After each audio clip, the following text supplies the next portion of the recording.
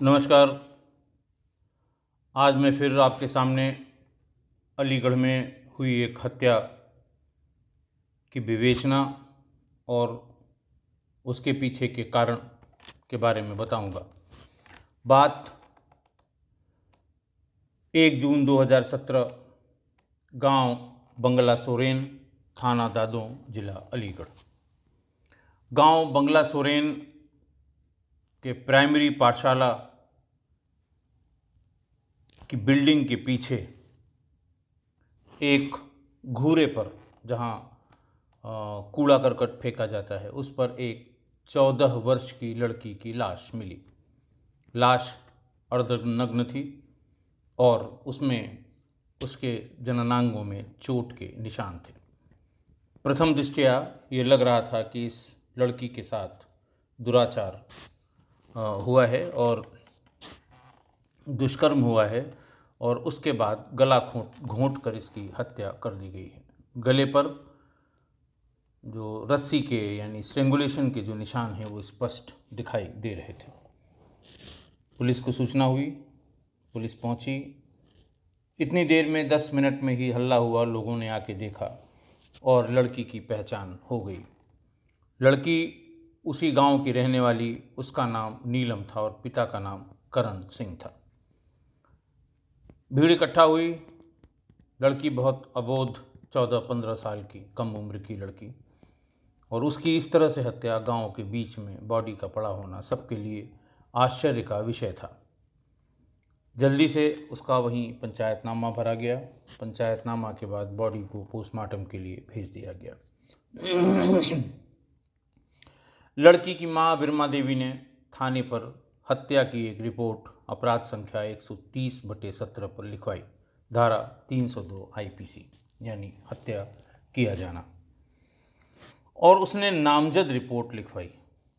नामजद रिपोर्ट गांव की ही Bundi Devi, wife of Kishanpal, Rinku son of Sangram Singh, Nagla Tarachand के डालचंद सन ऑफ रामवीर सिंह, नगला सरदार के निवासी पूर्व प्रधान गंगाराम और रवि सन ऑफ हरनाम, इतने लोगों को नामजद कराया।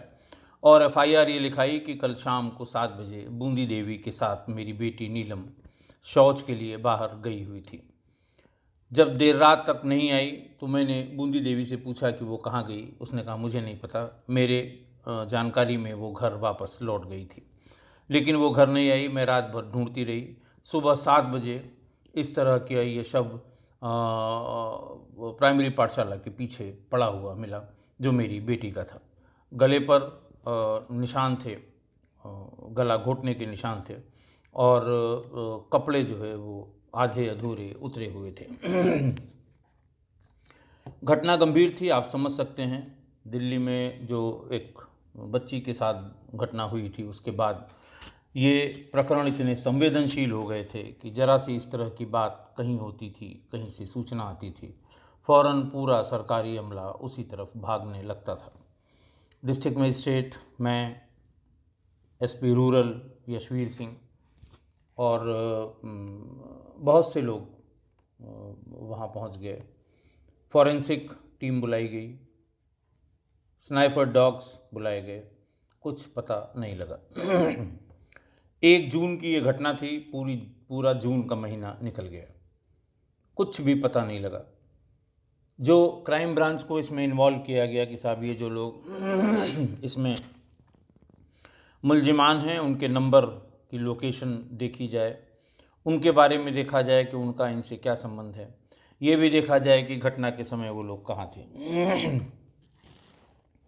इतने ढेर सारे लोगों की नामजदगी में 2 नामजद मुलजिम ऐसे निकले जो उस दिन, घटना के दिन, अपने गांव में थे ही नहीं। एक की लोकेशन कासगंज जनपद के सोरों में निकली और एक की कहीं और गांव से काफ़ी दूर निकली। ये प्राइमा फेसी इस्टेब्लिश हो गया कि ये नामजदगी गलत है, यानी जिन लोगों को ये कहा जा रहा है कि इन्होंने हत्या की है, दरअसल ये हत्या उनके द्वारा नहीं की गई है। सवाल ये उठा कि अगर इनके द्वारा हत्या नहीं की गई तो हत्या किसने की है। सारी कसरत की गई, लेकिन कुछ बहुत खास नहीं निकला। जुलाई भी निकल गया, 2 महीना हो गया। अब पुलिस पर जो प्रेशर पड़ने होते हैं वो पड़ने शुरू हो गए। एक दिन दादों का बाजार बंद रखा गया, धरना प्रदर्शन हुआ। जिला मुख्यालय पर कुछ राजनीतिक पार्टी के नेता परिजनों को लेके वहाँ बैठ गए धरने पे। मजिस्ट्रेट और पुलिस की सुनने को तैयार नहीं। खैर किसी तरह से धरना हटाया गया, उन्हें आश्वासन दिया गया कि हम जल्दी खोलेंगे। अखबारबाजी जैसे होता है वो शुरू हो गई। सबसे जो आरोप आजकल बहुत है कि साहब दबंगों को बचा रही है पुलिस। दबंग का मतलब ये था कि उसमें नामजद अभियुक्तों में एक भूतपूर्व प्रधान था। आप जानते हैं किसी गांव में जो रंजिश होती है वो भूतपूर्व प्रधान और वर्तमान प्रधान के बीच बड़ी घनघोर रंजिश होती है। पूरा गांव 2 खेमों में बटा होता है। एक एक आदमी की पहचान होती है कि किसने हमको वोट दिया था, किसने हमको वोट नहीं दिया था। कोई कन्फ्यूज़न नहीं होता, क्योंकि 1200 के आसपास वोटर होते हैं। एक एक वोट घर घर का गिनते हैं। जब वोट पड़ने लगते हैं तब वो गिनते हैं किसने वोट डाला, किसने नहीं डाला। जिसने वोट डाला उसने किसको दिया होगा, इसका अंदाज़ा 50% से ज़्यादा सही ये लोग लगा लेते हैं। जीतने और हारने की दशा में जीतने वाला हारने वाले की हर समय कमी, बुराई और तमाम चीज़ें ढूंढता रहता है, और जैसे ही उसको दांव लगता है वो अपना बदला निकालता है। इस हत्या में पूर्व प्रधान नामजद थे और बाकी लोग नामजद थे। तो ये कि साहब दबंगों को बचा रही है पुलिस। दबंग हत्या के बाद भी खुलेआम घूम रहे हैं, जो हमेशा लिखा जाता है। किसी भी घटना के बाद अगर आप कोई अखबार पढ़ें तो यही शब्द प्रयोग किए जाते हैं। गवाहों को खुलेआम धमका रहे हैं, घूम रहे हैं, पुलिस निष्क्रिय है, पुलिस उनको संरक्षण दे रही है। खैर ये हुआ कि भाई सारी CDR आ जाए, जो मुल्जिमान हैं उनकी, फिर इनको लगवाया जाए, सर्विलांस पे लगवाया जाए, कुछ तो बात होगी, क्यों इतने लोगों को लिखाया गया। ये भी कहा गया कि बूंदी देवी वो उसको साथ लेके शौच के लिए गई थी शाम को, उसके बाद गायब हुई। बूंदी देवी से काफ़ी पूछताछ की गई, लेकिन कुछ बात निकली नहीं। बाकी जो नामजद मुल्जिमान थे उनके नंबर लगाए गए, उस पर भी वो बस सिवा रोने गाने के कोई बात मिली नहीं कि गलत फंसा दिया, फर्जी फंसा दिया, जेल भिजवा के छोड़ेंगे। वही वर्तमान प्रधान जी के बारे में तरह तरह की बातें। और ये बात भी लगवाने से ये समझ में आई कि इन दोनों परिवारों में रंजिश पुरानी है। प्रधानी को लेकर भी है और वैसे भी है, और शायद इसीलिए बिरमा देवी ने, यानी मृतका की माँ ने, इस परिवार या इन लोगों के खिलाफ ये नामजद रिपोर्ट कराई है।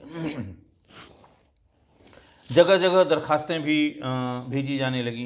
प्रोफेशनल लॉयर्स मुख्यालय पर मिलते हैं जो आपसे पैसा लेंगे और आपकी पूरी एप्लीकेशन टाइप करके जहां भेजना होगा, IGRS में भेजना होगा, किसी और दूसरे पोर्टल पे भेजना होगा, सब जगह वो भेजेंगे, और समय समय पे जो रिप्लाई उस पर अपलोड होती है उसकी प्रिंट निकाल के उसका भी पैसा लेते हैं, वो अवगत करा देते हैं। वो एप्लीकेशन जहाँ जाती है वहाँ से मार्क होकर जांच के लिए आती है। अलग अलग स्तर से, अलग अलग जगह से फिर दरखास्तें भी आने लगी। बोझ बढ़ रहा था, क्योंकि अब लगभग 3 महीने पूरे हो रहे थे। 1 जून की घटना, जून निकल गया, जुलाई निकल गया, अगस्त निकल गया, हम कहीं नहीं थे, हम कहीं आसपास भी पहुंच नहीं पा रहे थे। फिर इसकी बैकग्राउंड देखी गई कि आखिर मृतका की क्या बैकग्राउंड है। हो सकता है इसके बैकग्राउंड से हम कहीं को रिलेट कर पाते कि क्या हुआ होगा इसके साथ। नगला सोरन में इसके पिता का नाम करण सिंह, इसके 3 बेटे और 3 बेटियां हैं। बड़े बेटे और बड़ी बेटी की शादी हो चुकी है। करण सिंह अपने तीनों लड़कों पूरन सिंह, भगवान सिंह और पिंटू सिंह के साथ कर्नाटक में फेरी पर कपड़े बेचने का काम करता था। घटना वाले दिन भी ये तीनों अपने बाप के साथ कर्नाटक में ही मिले, पहले काफ़ी दिन से, और घटना के बाद 3-4 दिन बाद जब वो वहाँ से चले थे, अपनी बेटी की मृत्यु का समाचार सुनकर, अपनी बहन की मृत्यु का समाचार सुनकर उनके भाई, तब तक ये लोग कर्नाटक में ही थे, तो इनसे इस हत्या का कोई लेना देना नहीं था। अब घर पे रहने वालों में सबसे बड़े बेटे पूरन सिंह की पत्नी, करण सिंह यानी मृतका नीलम की माँ बिरमा सिंह, और 2 बच्चियाँ, एक तो मृतका नीलम और एक उसकी भाई बहन बबली।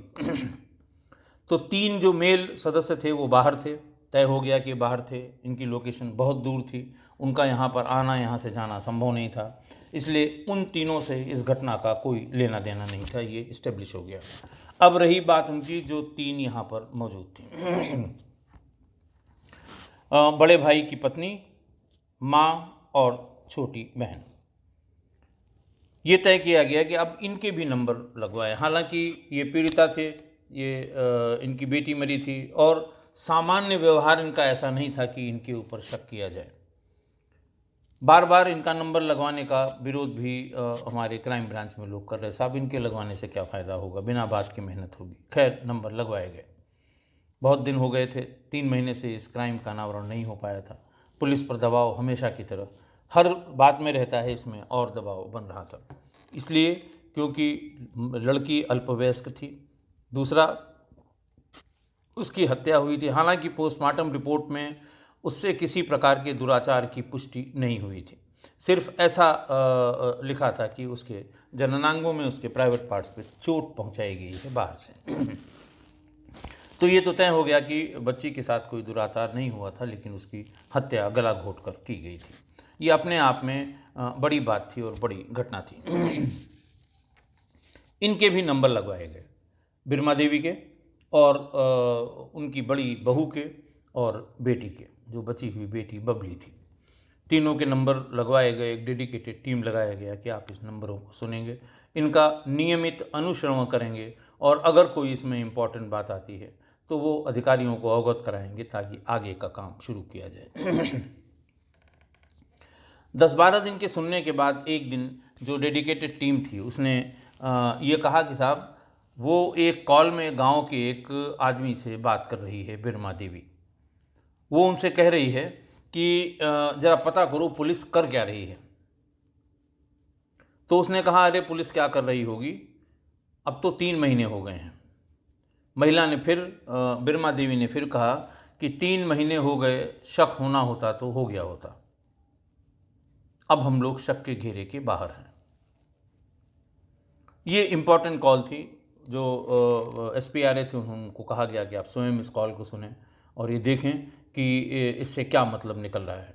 आगे की पीछे की तमाम कॉल सुनने के बाद उन्होंने कहा साहब इसका मतलब उस महिला से पूछना होगा, क्योंकि कौन शक के घेरे में है, कौन शक के घेरे से बाहर हो गया, 3 महीना हो जाने से क्या उसका आशय है, क्या वो किस बात को वो जानती थी। तो खैर ये हुआ कि इसको महिला थाने लाया जाए और जो महिला पुलिस की हमारी टीम है पूछताछ करने वाली, वो उनसे पूछताछ करे। बिरमा देवी के आते ही उससे सवाल पूछा गया कि ये बताओ कि तुमने इस तरह की बात किसी आदमी से की थी। वो साफ मुकर गई, उसने कहा मैंने इस तरह की कोई बात नहीं की थी। बार बार पूछा गया, बार बार मुकर गई। फिर मजबूरन, सामान्य रूप से हम रिकॉर्डेड जो कॉल्स होती हैं उसको बहुत मजबूरी में संबंधित को सुनवाते हैं कि ये देखो मैंने तुम्हारी कॉल रिकॉर्ड की है, तुमने ये कहा है। खैर उसको बिठाया गया और वो रिकॉर्ड प्ले किया गया। जब रिकॉर्ड प्ले हुआ तो उसने जैसे ही अपनी आवाज़ सुनी, बहुत डिटेल में सुनी, वो बेहोश होकर वहीं गिर गई। मुश्किल से उसको होश में लाया गया, पानी पिलाया गया, बिठाया गया और उससे कहा कि भाई क्या बात हुई, क्या तुमको झटका लगा ऐसा कि तुम बेहोश हो गई। तो उसने कहा कि साहब ये बिल्कुल सही है, मेरी बात हुई थी और मैंने ये कहा था। फिर जैसे वो अटक रही थी, बार बार हिचक रही थी, बार बार बताने में संकोच कर रही थी, बार बार या छिपाने की कोशिश कर रही थी, लेकिन वो इतनी चालाक महिला नहीं थी, इसलिए उसके चेहरे के एक्सप्रेशन से ये तय हो गया कि ज़रूर इसके पास पूरी घटना के बारे में कुछ ना कुछ है। फिर हल्की फुल्की पूछताछ अच्छी वाली वो महिला हमारी जो टीम थी उसने की और फिर थोड़ी देर बाद उसने एक एक करके सारी बात बता दी। बात बहुत गंभीर भी थी, असामान्य भी थी। उसने बताया कि मेरी बेटी के यानी मेरी बेटी यानी नीलम के गांव के ही एक हम उम्र लड़के से संबंध हो गए। धीरे धीरे गांव के लोगों को पता चल गया। ये रात में जब शौच के बहाने जाती थी तो वे दोनों कहीं मिलते थे।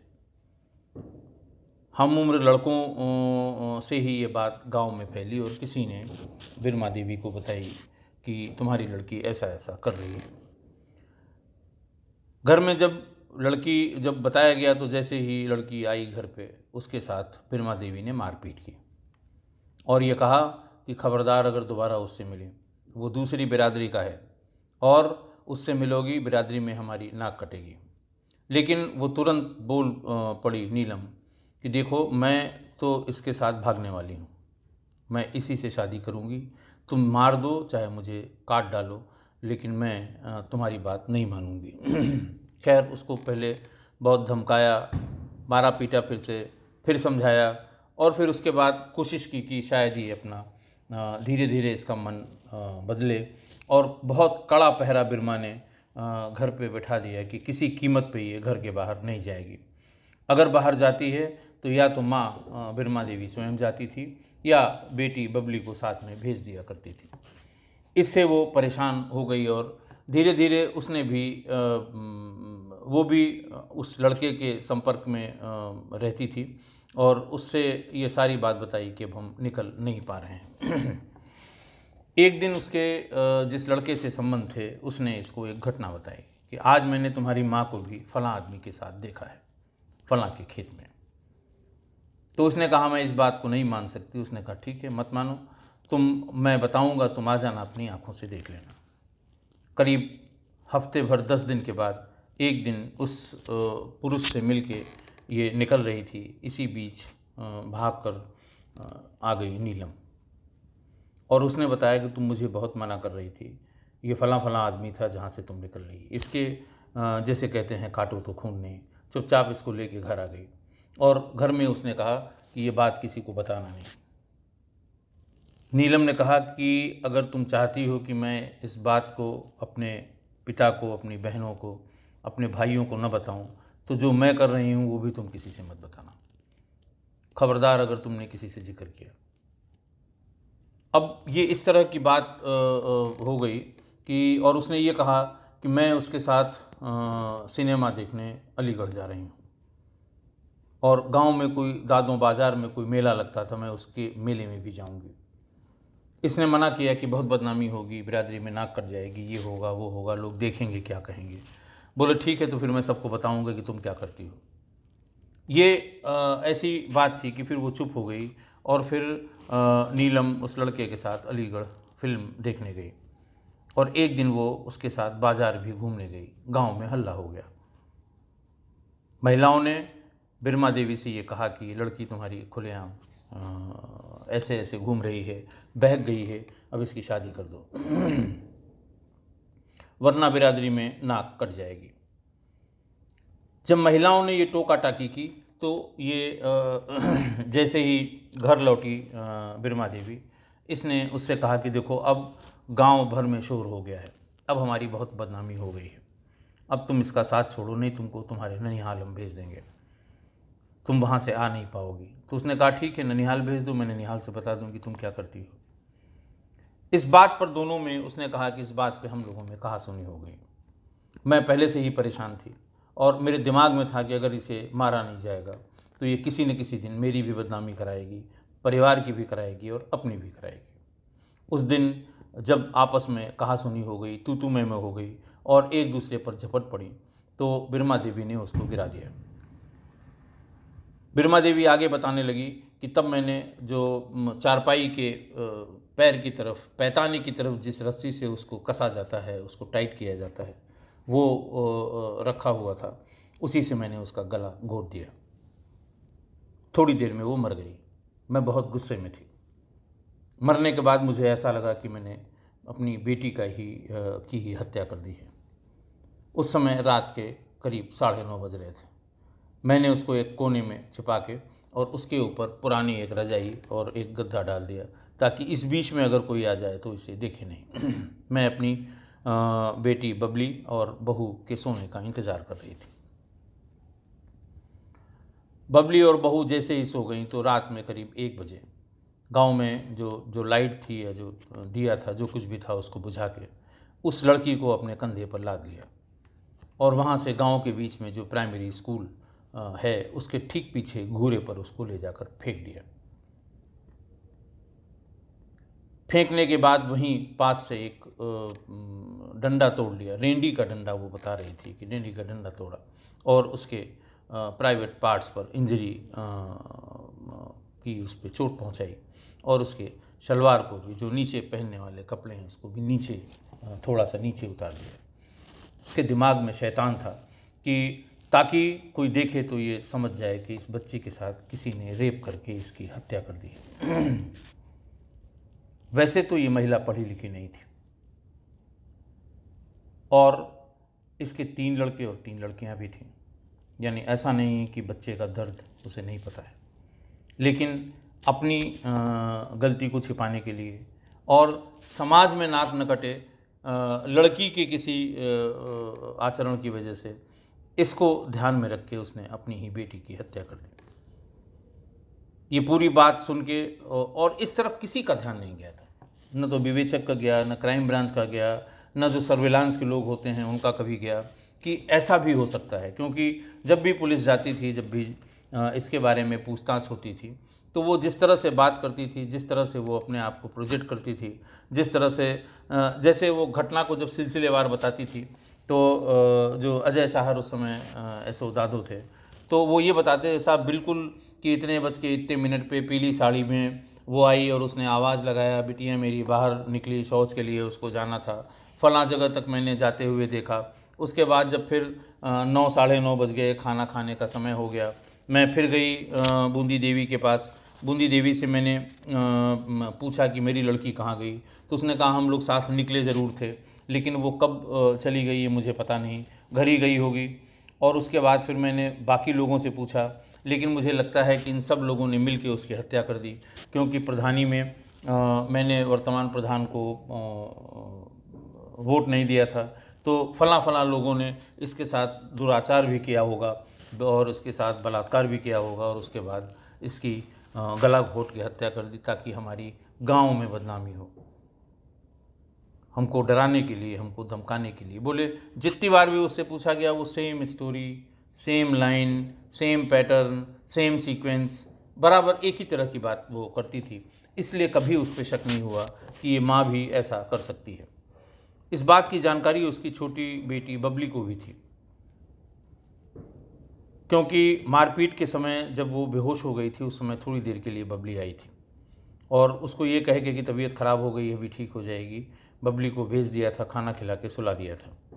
तो उसे हल्की फुल्की जानकारी थी कि घर में कुछ हुआ है और अगले दिन से जब वो नहीं आई तो उसको भी साथ लेके वो ढूंढती थी कि कल तबीयत गड़बड़ थी, जैसे ही ठीक हुई पता नहीं कहाँ भाग गई, गुस्से में भाग गई, कैसे भाग गई, झगड़ा करके भाग गई, कुछ इस तरह से उसको भी समझा दिया और अपनी बहू को भी समझा दिया।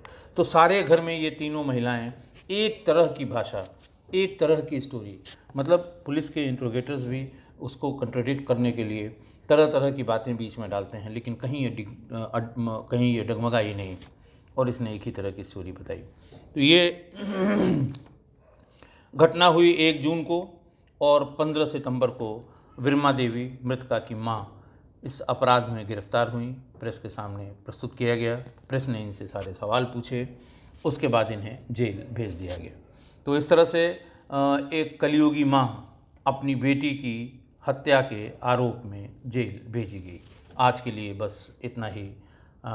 कल फिर एक नई क्राइम की घटना के साथ आपके समक्ष उपस्थित होऊंगा। बहुत बहुत धन्यवाद।